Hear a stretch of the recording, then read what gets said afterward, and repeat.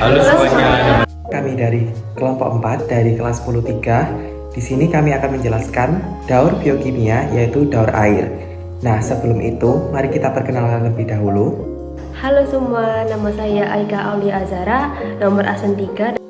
Perkenalkan, saya Farel Hafid Afriansyah, absen 13. Halo semuanya, perkenalkan saya Fayaza Sintiala Sati Suryadi, nomor absen 14. Halo semuanya, perkenalkan nama saya Ilmi Anissa Media, absen 15.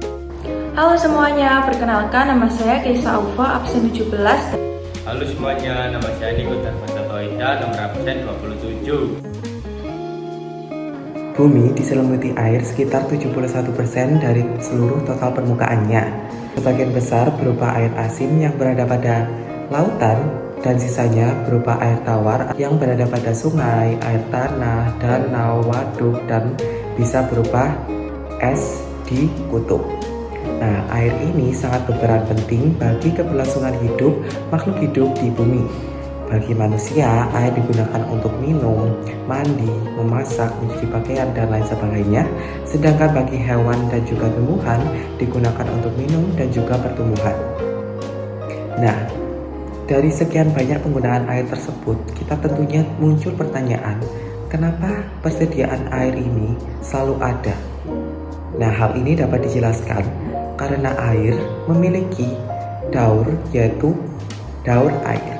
Untuk selanjutnya akan dijelaskan sebagai berikut.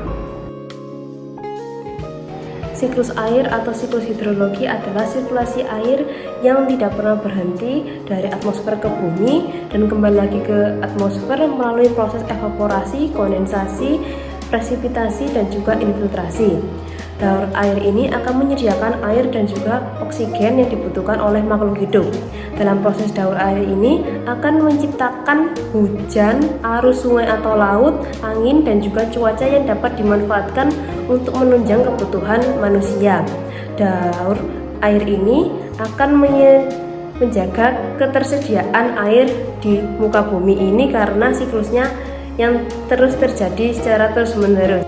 Skema daur air memiliki beberapa tahapan. Yang pertama, evaporasi. Yang kedua, kondensasi. Yang ketiga, presipitasi. Dan yang keempat, infiltrasi. Selanjutnya, bila ingin lebih jelas akan dijelaskan selanjutnya. Tahapan daur air yang pertama yakni evaporasi. Evaporasi adalah proses penguapan air laut, rawa, sungai, danau, dan perairan lainnya menjadi uap air dikarenakan adanya pemanasan dari sinar matahari. Selain penguapan yang terjadi pada perairan, ada juga penguapan yang terjadi pada tumbuhan. Hal tersebut disebut dengan transpirasi.